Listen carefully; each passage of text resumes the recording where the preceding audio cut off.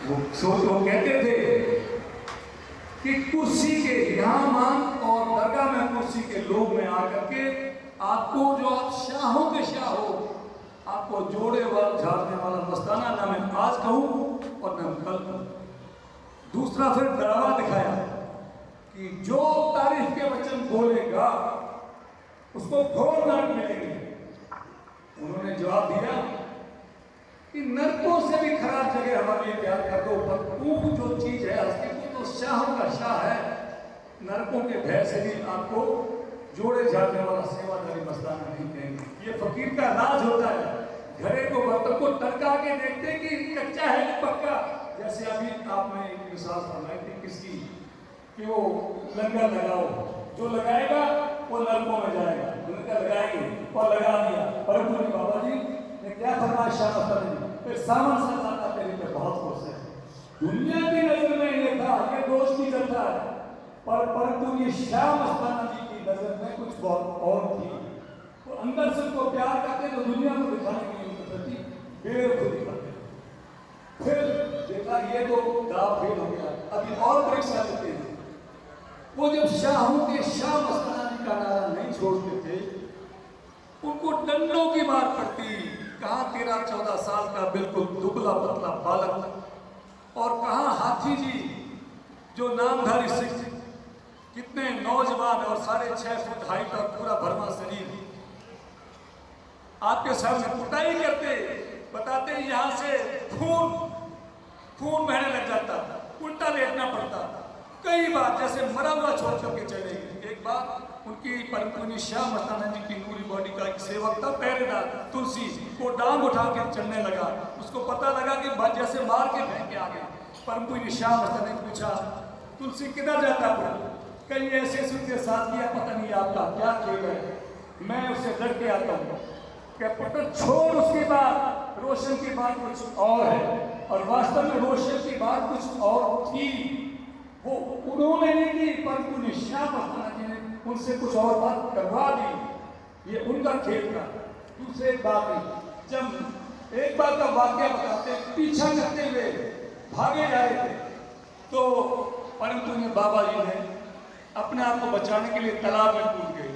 हाथी जी पीछा करे वो ये सोचा कि तालाब में तो नहीं घुसेंगे, पर वो तालाब में चले गए। पकड़ के उनको कभी नीचे पड़ गए, गोते दे, उसके बाद में बाहर निकाला, पूरी तरह से मारने लगे। लोग आसपास के कहने लगे इनको मारोगे क्या?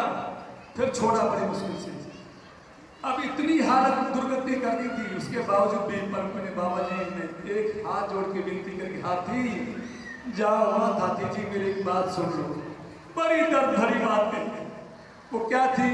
हाथी जी, जो मुझे विश्वास होता पक्का कि तुम शाह मस्ताना जी के हुक्म को इतनी सच्चाई से पूरा करोगे, तो मैं तुझे इतना मेरा पीछा करने की भागने की तकलीफ ना देता, वही मार कुटाई खा लेता, तेरे को तकलीफ ना देता, तेरे को तकलीफ हुई, मेरे को माफ करता। इस तरह का परंतु निशान का जज्बा था। दूसरी बात और कहना चाह रहा हूँ, जब महात्माई वाली स्थिति फेल हो गई, बहुत बड़ी स्थिति है, फिर कोई गांव में लगा करके उसके ऊपर आरोप लगा के जेल में डलवा दिया। ऐसी परीक्षाओं के दौर से गुजरे थे। जब खड़े होकर गए तो बात ही कुछ और है। उनका नाम था, बचपन का नाम निरंजन। पूछा तो नाम क्या है? निरंजन। निरंजन काल का नाम है, नेगेटिव काल का नाम है। आज से नाम तुम्हारा रोशन रखते हैं, आज से नाम तुम्हारा रोशन रखते हैं। एक दिन दुनिया में नाम रोशन करेंगे, एक दिन दुनिया में नाम रोशन करेंगे। अब देखो कहाँ से नहीं आए, कहाँ से नहीं आए। मेरे याद आता है ये ऐसे ही इसके पीछे जिनकी दृष्टि काम करती है, पर ये सामची मारा जी के ये सारे जितने लोग पिछड़े हुए लोग थे सारे नजर आएंगे। माली के बच्चे ऐसी हालत में दयनीय हालत में, पिछली हालत में नहीं है, इनकी साथ संभाल हमें करवानी है। उन्होंने कहा पहले सबसे पहले उनकी परंपरा शाह मस्ताना जी की वहां लगाई थी बलूचिस्तान में कि 50 पैसे पावर दे के भेज दी। उसके बाद में पंजाब में लगाई कि 75 पैसे पावर दे के भेज दी। उसके बाद में पार्लियामेंट में लगाई बाद व्यापारों के भेजते हैं। बागड़ में उन्होंने हरियाणवी बागड़ का एक स्वरूप था और नौ भागवत तक पता नहीं कहाँ कहाँ आए, वहां तो काम किया, पर पूरी श्याम हस्तानंद जी ने धूम मचा दी। केवल और केवल 12 साल का अरसा था, थोड़ा सा था, उसमें इतनी धूम मचा दी, करोड़ों लोग सत्संगी आदमी के नाम की दुआई देते, हम साथियों के नाम की दुआई देते। तो उन्होंने काम किया जो जिन लोगों के, क्योंकि संत किसी जाति की बपौती नहीं होता, संत की रोशनी वो कुल मालिक होते हैं, मालिक का रूप होते हैं, वो सारों को प्रकाश देने के लिए आते हैं। परम श्याम हस्तानंद जी सिंधी कौम में आए थे, परम बाबा जी बच्चे को इस्लाम करते थे, पर वो सिंधी कौम की बपौती नहीं थी, वो सबको रोशनी देती है। सूरज की रोशनी सबों के लिए होती है। उन्होंने जितना टाइम काम किया वो ज्योति जो समाधि, पर उनका काम आगे पूरा करने के लिए उन्होंने परम पूज्य बाबा जी के रूप में बैठ करके इधर बागड़ की ओर रुख किया। मुझे याद है मैं जब बच्चा था छोटा, तो परम पूज्य बाबा जी जब स्कूल में थे, हम फरमाते सीधा बाड़मेर में जाओगे, बाड़मेर काला पानी पानी नहीं, वहां पर इतनी तकलीफ है, वहां क्या करोगे जाके, उन्हें क्या पता बाड़मेर क्या है, उन्हें क्या पता बाड़मेर क्या है। बताते हैं एक बार गए, मांस के पहाड़ निकाल दिए, काले कह दिया आप यहाँ से चले जाओ। इन्होंने, इन लोगों ने इतनी हड्डियां और मांस के ढेर दिखा दिए, इतना कुछ करना है, उनका जाने के लिए नहीं आए। मुझे मेरे गुरु के आगे आए, वो आया हूँ और ये किले वाली बात में बता दी। तो वहां एक बार जब गए बाहर में भीखा जी जो यहाँ से पकड़ में एक जगह से करते, उनके साथ में गए, एक झोंपड़े में गए, वहां के लोग बड़े पशुओं का मांस काट करके टुकड़े कर करके जैसे कपड़े सुखाए जाते हैं रस्सियों पर, ऐसे मांस सुखाया हुआ था। परंतु बाबा जी को फरमाने लगे कि भाई भीखा जी ये क्या है कि मरे पशुओं का मांस काट करके सुखाया हुआ है, कि ये क्यों खाएंगे कहीं कहीं नहीं होता। आंसू बहने लगे बाबा जी के। ओहो, जो महाराज सामन सिंह जी ने बागड़ संभालने की बात करी थी, परंतु श्याम हस्तानंद जी की ड्यूटी लगाई थी, और जो आगे मैं जो इसमें खिंचावट करता हूँ, इसके पीछे कोई लॉजिक था, मकसद था, ढेर था, क्योंकि सुध कौन लेगा, साथ समाज कौन लेगा, घंटों घंटों तक बैठ करके उनको समझाते थे। ऐसी हालत में जीने वाले लोग, उनका रहन सहन ऐसा था, बुद्धि का पिछड़ापन था, हर तरह से पीछे में थे। उनकी हवा से, उनकी छाया से दुनिया दूर होकर निकलती थी। गोविंद जी वगैरह सारे बैठे हैं, जी वगैरह सारे बैठे हैं, सारे लोग बना रहे हैं। उन्होंने देखा है जब नफरत करके, नफरत के वाले कारण थे, पर परम पूज्य बाबा जी ने उन लोगों में इतनी अवेयरनेस भरी, इतनी जागृति भरी, उनको देवे के सत्संग एक एक व्यक्ति पर कई ऐसा उनके बैठ करके उनमें जागृति भरी को गंदगी निकाली। आज भारत के गोविंद जी और बाड़मेर वाले सत्संगी यहाँ प्रत्यक्षदर्शी गवाह है कि वो लोग मगर बनाते हैं। आज कई लोगों को, बहुत लोगों को मांसरा तो छोड़ा ही छोड़ा, मरे मवेशी को बहुत दूर की बात है, मांसरा भी छोड़ा, बीड़ी सिगरेट तक भी छोड़ दिया। आज वो लंगर बना रहे हैं, और जो लोग उनसे नफरत करते हैं वो उनके बनाए हुआ खा रहे हैं। गोविंद जी वगैरह प्रत्यक्षदर्शी गवाह है, इनसे पूछ सकते हैं। ये करिश्मा परम पूज्य श्याम हस्तानंद जी का था। श्याम हस्तानंद जी भले ज्योति को समाधि, परम पूज्य बाबा जी ने आकर बैठ कर उन्होंने ये काम करवाया।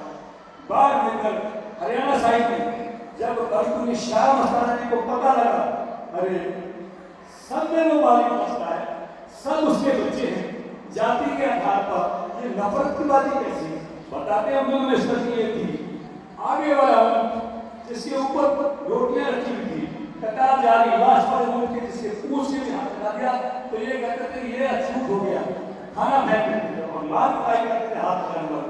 परम पूज्य श्याम हस्तानंद जी को जब पता लगा, तो जो जिन जातियों से नफरत की जाती थी, उनके लंगर वगैरह का सारा सामान, बर्तन वगैरह और सेवादारों की माला लगा दी, और जो उच्च जाति कहने वाले अपने उनकी माला बना दी, उनके लंगर अलग पड़ते और उनको सेवादारों को कहते कि इनको अलग लंगर परोसो।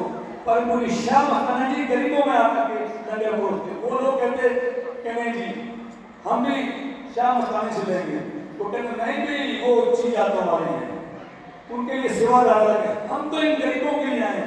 अक्सर अपने वचन फरमाते थे, भाई हम तो गरीबों के लिए, उन्होंने गरीबों, वो ऐसा पहला फकीर था जिन्होंने गरीबों को गले लगाया, गरीबों को गले लगाया। दुनिया उनसे नफरत करती थी, परंतु उनकी शान और साई ने एक नाम दिया था उस कोटि का, क्या कि जिन लोगों से आप लोग नफरत करते हो उन लोगों को हम ऐसा मान बख्शते हैं जिनको सबसे ऊंची कास्ट बनाते जाते हैं। कौन सी? रामधारी, जिन्होंने राम धारण किया।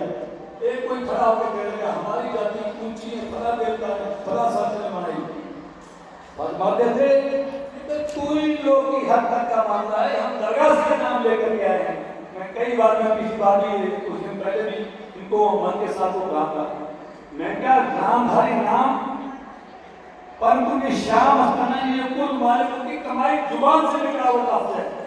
जो जो उस मर्यादा रेखा में अपने आप को ढालेगा, पीछे पलट के देखने की जरूरत नहीं। मैं एग्जाम्पल हूं आपके सामने, मुझे याद है मैंने एमए किया धूमनगर से, मैं उसमें दिखाता था रोहतास।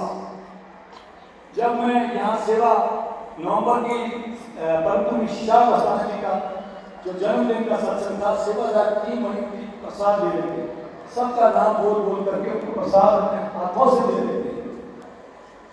जब मेरा नाम आया मैं उसमें लिखा था रोहतास रामधारी, मेरे को दिया प्रसाद ये रोहतास के नाम का, ये रामधारी के नाम का। फिर परंतु शाह अस्थाना जी का जो वचन के नाम शाह अस्थाना जी की पवित्र जुबान से निकला था। मैंने जब लॉ में एडमिशन लिया डूंगर कॉलेज बीकानेर में, वहां लिखा है रोहतास रामधारी।